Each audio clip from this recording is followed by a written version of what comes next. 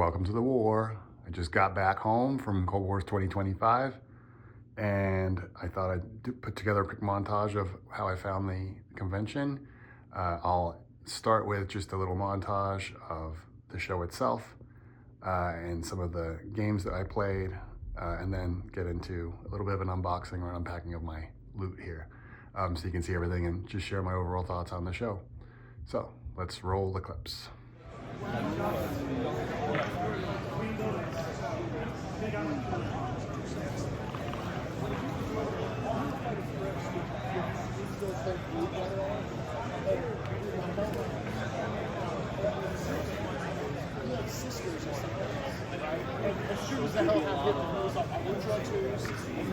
the one guy has his cells like, I really like those others, but I'm not supposed to make deals until the doors open, but I'll probably get over here.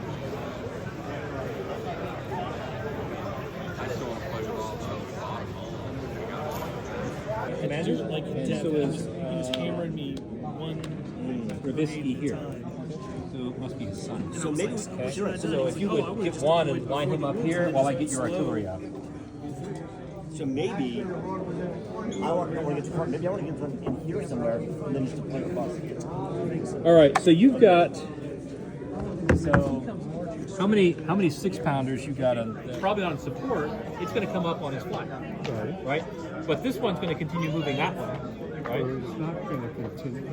No, don't run to me until I choose. I don't want him to move beyond here. Mike, no. What's Rob? Rob, you fired your gun in here, right? You got a factor of 3 at long range. I have a factor of 3 at long range. Yep. So 3, and then your commander, your general there. I think it's a +1. So we're talking about my unit commander. He's a 2.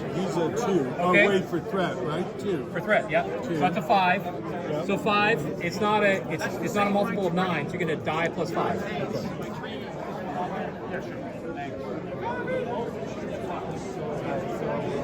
I usually take that guy.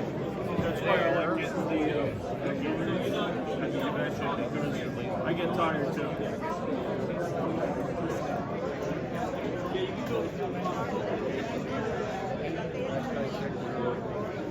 You got a better one over there? Yeah, well, they're not very much money. Throw in a few places you can see. Gets to the camp, does it get removed or does it just say I was next to the camp?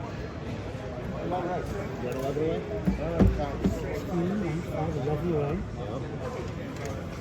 Now you've hit rough ground. I got 2 more inches. And it takes you 3 inches to get through every inch of woods. 3 inches? Yeah. And you said which is rough. Yeah. That's what you said, it's double, right? Yeah, rough ground. Okay.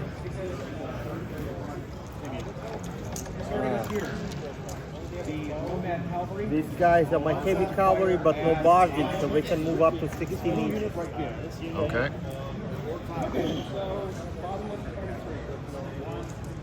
They have 9 shots, their ballistics still 3. They moved, they're long range, they need 6s. Nothing. Good shooting, guys. That's what we're doing. You know what? They're terrified by the flags that we're having. Take them all. Well, let's see this one. He's got 5, 6. Damn. Are going to fire 2 6s and a 5. the mark. I used to have a big army, and I had a block that was, I think, 12 wide, 3 ranks deep. It was pretty brutal, and I would always mix in the what are the guys called? Cusco. They will stand. And you will have to test for your swordsman and your general. Right here. You broke me here. So that will actually also be your chair. Yeah. It's a win-win for you. And a lose-lose for everyone else. One hit on the... No, they get to beat it. How much? You have 2 on the leader? Yeah, 1 on the leader. Yep. Okay. Not quite dead. He's got 1 more to go. Go ahead.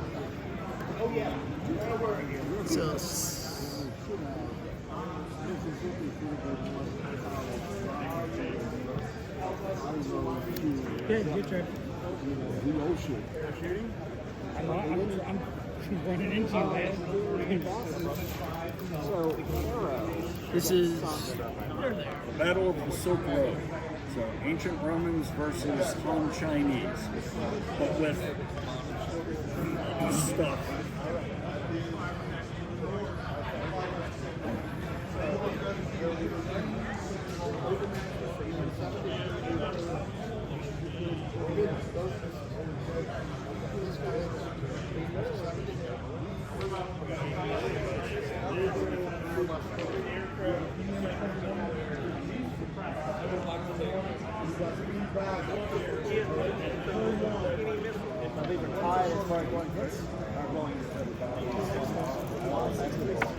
all right. I'm good.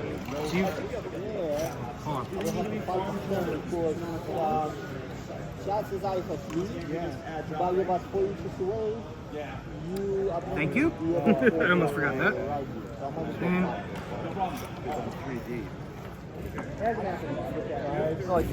I have a fourth of the shoe. And then here, 6 shots at the guys on the hill. 4 is to hit. 3 is to hit.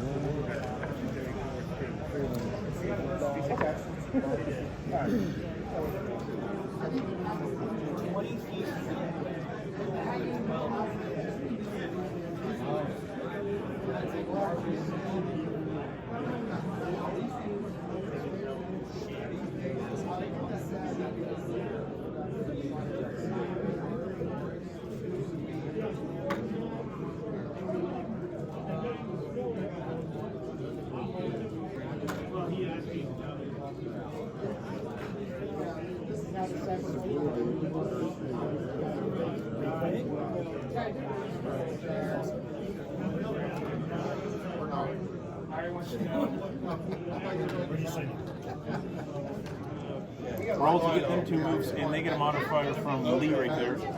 So they need what? 6. A 6 or 2. You just want to. Where do you want to go to? That's a good question. So I'm going to attempt to make 2 moves, and I'm going to make 1 full move up the road, and then I'm going to try to charge it. Oh, they want to charge. Okay, so if you get 2 moves, they're going to charge, and I'll counter charge my cal. Yeah, and they'll charge that unit. Yeah. Well, they're going to charge. They would have hit the gun, but I'll charge the cal. And they're looking for what now? You need a 6 to get 2 moves. You and I will be done. You have 2 more after this. I'm really God bless you. But I'm done. Because our original plan was to stagger the Niwa guy. I didn't play that game, but I So saw we it. still had some. That was a lot of fun. Stan was the penultimate, and you had Peterson. Shocker the British.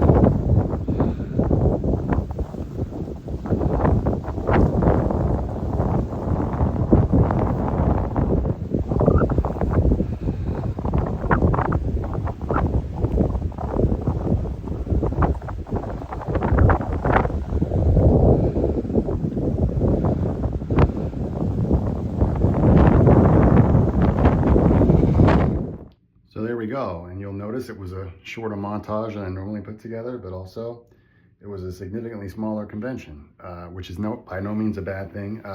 It was still, I think, well supported. There were still plenty of games going on, still plenty of people doing the games that they love and the periods that they love, and it was good to see a lot of familiar faces as well. The venue itself is the first time I've been there in Gettysburg at the Eisenhower Hotel and Conference Center. It was actually split between two buildings, a smaller hotel and then a big sort of like sports venue that wasn't, I didn't have a problem walking there, other than the fact that at night I finished the game, and when I left the hotel to get back to my car over at the other venue, it was so dark I could not see at all where I was going, even with my flashlight on my phone. So that was a little bit of a challenge. Took a few wrong turns, but it all worked out. And I have to say, the staff there were super friendly, very nice. It was very well run, I think, as a whole, both the convention staff and the people working at the venues. And the added bonus was obviously having it in Gettysburg, which I have never been there before, and I'm far from a American Civil War. I would say I've got a passing knowledge at best, but I took the opportunity to take a little tour of the battlefield, and it was very impressive. I wish I'd spent more time doing that, and if the weather had been warmer, I definitely would have explored more. But it was absolutely, it really was breathtaking. And so forgive me if I include some of those shots for, I'm sure many of you have seen that kind of stuff before. But outside of that, the games were very well supported. I think my standout game, there was you'll see in those clips, the game with I guess it was a little bit of a historical what if of a Roman force fighting some sort of Chinese force.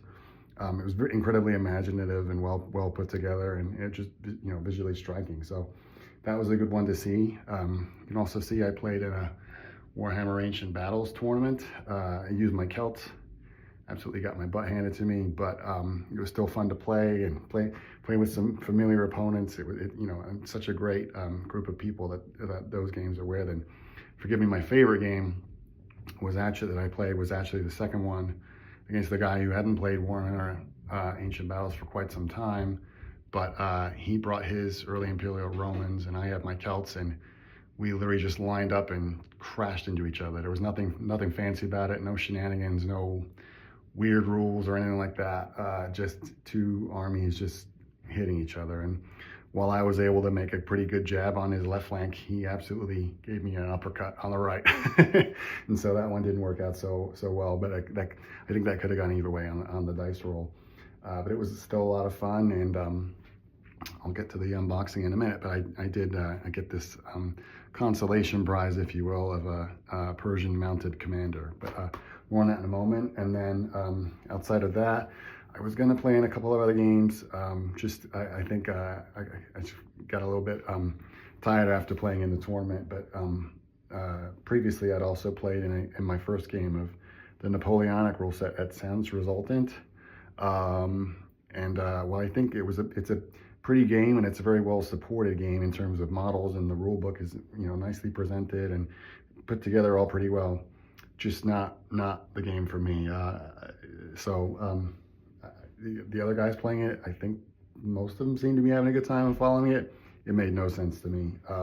One of those games, I just think, like, if it takes 2 hours to move some models 2 feet down a road, something's not quite right. But hey, different strokes for different folks. Hope someone's out there that likes it. I'm sure there is. It's a beautiful looking game, at least. Anyway, that all being said, let's look at what I scored here. Bit of a mishmash of stuff. Gotta be honest. A little bit of a quandary here. I've ordered a pretty large army that I can't, that I'm not going to talk about right now. That'll be a video on itself. It's just taking a little while to get here. But outside of that, got things here, a little bit of a mix. So let's just jump in. Probably my favorite purchase of the entire thing was Wally's Basement.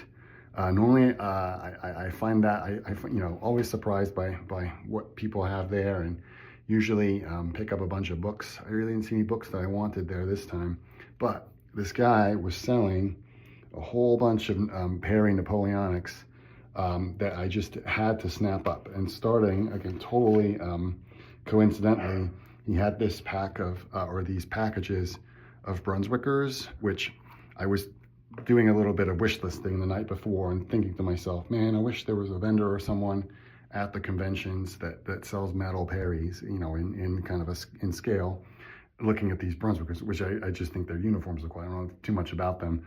And lo and behold, this guy's selling a bunch of them and for $5 a box. So I snapped up a bunch of those.